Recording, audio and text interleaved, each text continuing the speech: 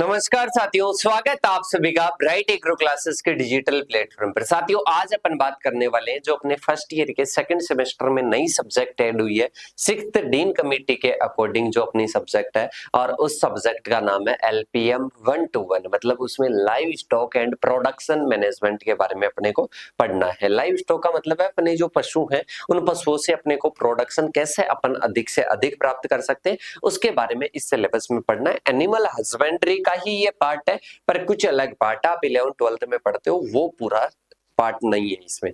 ठीक है, तो इसमें अपन सिलेबस एनालिसिस की बात करने वाले, कैसे कैसे इस सिलेबस को अपन पढ़ेंगे उसके बारे में बात करने वाले। और कुछ साथी होते हैं कि सर ये सब्जेक्ट तो हमारे 12th में थी तो हम तो इसको अच्छे से कवर कर लेंगे। बेटा 12th में ही करना था तो यहाँ पर BSc एग्रीकल्चर में क्यों देते हो? मतलब उसको अच्छे से और अपर लेवल से आपको क्या करना है, तैयार करना है, ताकि आफ्टर BSc एग्रीकल्चर आपको लगे कहीं ना कहीं कि ये जो मैंने पढ़ा है ये बहुत अच्छे से मैंने पढ़ा है, मेरे को बहुत अच्छे से याद है। ठीक है, इसके साथ में ही अगर आप इसको YouTube पर देख रहे हो तो आप सभी को बता देता हूं, अपने ब्राइट एग्रो क्लासेस के एप्लीकेशन पर अपने कोर्सेज चल रहे हैं जिसमें आपके हिंदी मीडियम का, इंग्लिश मीडियम का अलग अलग सेपरेट बैच है नाम मात्र शुल्क के साथ में। और इनको ज्वाइन करने के लिए आप इन नंबरों पर कांटेक्ट कर सकते हो, वहां पर कंप्लीट क्लासेस आपको मिलने वाली है।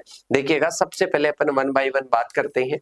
इसमें अपने को जो अपने पशुधन होते हैं, जो कुक्कुट पालन होता है, उसको अपने को कहीं ना कहीं क्या करना है, अच्छे से उसका मैनेजमेंट करके उसका प्रोडक्शन जो है वो अपने को बढ़ाना है। और इसके टाइटल की बात करें तो livestock and poultry management आ जाएगा। क्या आ जाएगा बेटा? Livestock and poultry management आ जाएगा। 17 क्लासेस में ये क्या होगा, कवर होगा। ये सब्जेक्ट में ही आपको पढ़ाने वाला हूं। तो इसमें सबसे पहले टॉपिक की बात करते हैं जिसमें आता है role of livestock in national economy.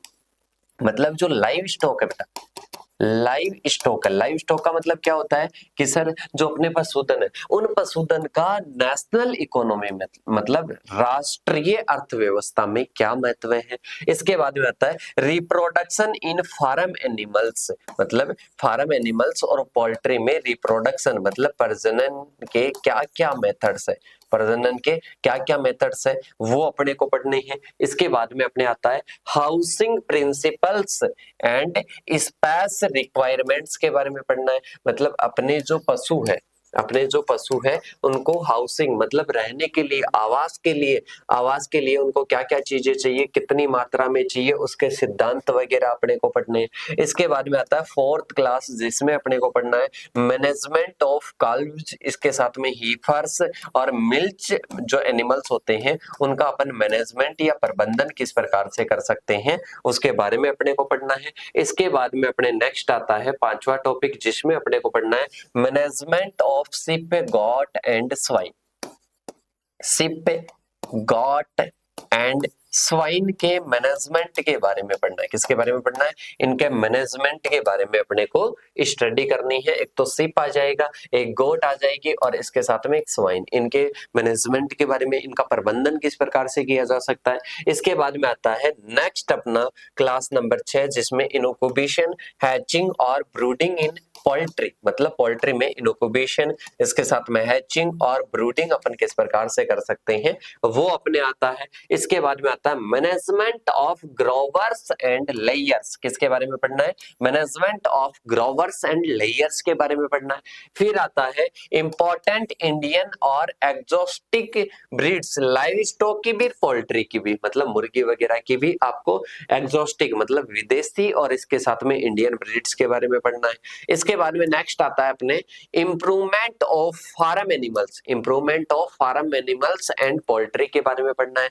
मतलब जो अपने फार्म एनिमल्स है और जो अपने पोल्ट्री है उसमें क्या पढ़ना है, उसमें सुधार किस प्रकार से होता है, उसमें सुधार किस प्रकार से होता है इसके बारे में पढ़ना है। फिर आता है digestion in live stock and poultry. मतलब इनमें पाचन किस प्रकार से होता है इसके बारे में भी अपन क्या करेंगे, स्टडी करेंगे। और इसके बाद में अपने आता है नेक्स्ट 11th टॉपिक जिसमें आता है classification of feed stuff and nutrient function, मतलब आता है क्लासिफिकेशन ऑफ फीड स्टफ और न्यूट्रिएंट, मतलब ये जो अपने पशु होते हैं उन पशुओं में जो आहार है, आहार की क्या व्यवस्था होगी उसके बारे में भी अपन क्या करेंगे, स्टडी करेंगे। और इसके बाद में आता है क्लास 12 जिसमें अपने को proximate principles of feed and feed ingredient, मतलब इसमें क्या सिद्धांत होंगे, मतलब किस प्रकार से अपने को इनको भोजन खिलाना चाहिए, इसके क्या आते हैं सिद्धांत आते हैं। इसके बाद में अपने आता है फीड